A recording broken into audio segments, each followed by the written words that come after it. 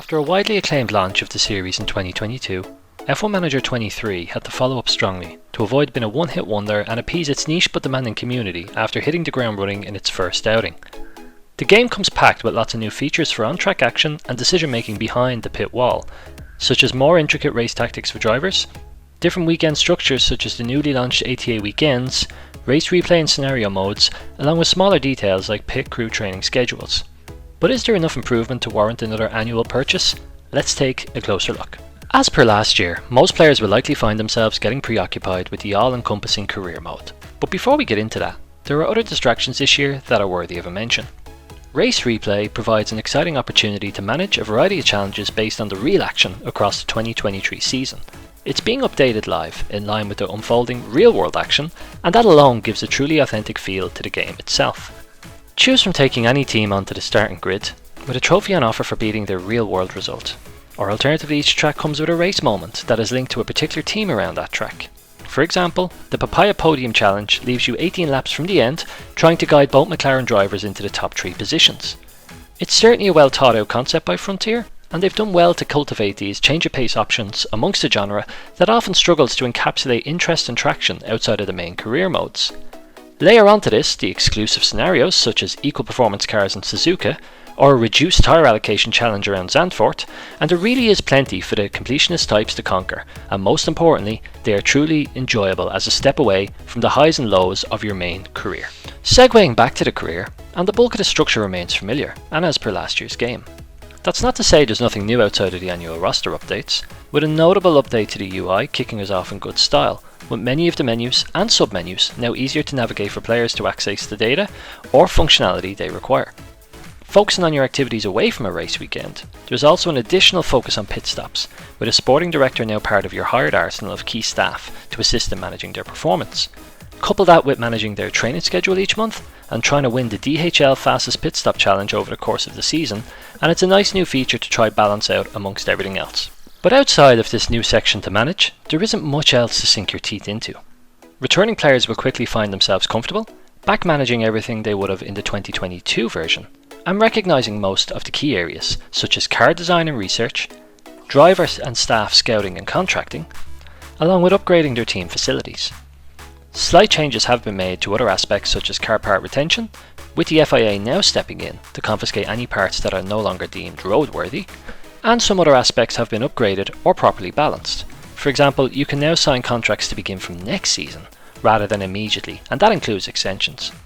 You'll also have to contend with sprint and ATA qualifying weekends, which again provide a curveball and another opportunity to strategize.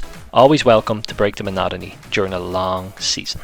Getting down onto the track for a race weekend will also immediately feel comfortable for those returning, with most of last year's options and tasks remaining intact. A welcome update has been a subtle change to a driver's weekend preparation, with a more dynamic confidence bar being influenced by their weekend acclimatization, setup satisfaction, and familiarity with their car. This confidence measure changes rapidly depending on a driver's success, failure, or issues within a race, and it brings a new dynamism to driver progression and performance throughout a race weekend, which makes the whole experience feel a little more exciting and less stagnant once the groundwork has been completed. Couple this with some new tactical options and there's enough to keep you occupied and feeling influential towards the race outcomes. That's not to say some of the previous issues don't still exist, with qualifying traffic and DRS trains still proving frustrating at times. But they aren't so broken that you can't embrace them as just part of the experience and another consideration when thinking strategically. Another minor frustration is the lack of variance to practice sessions, with the same cycle of chasing setup repeated as per last year.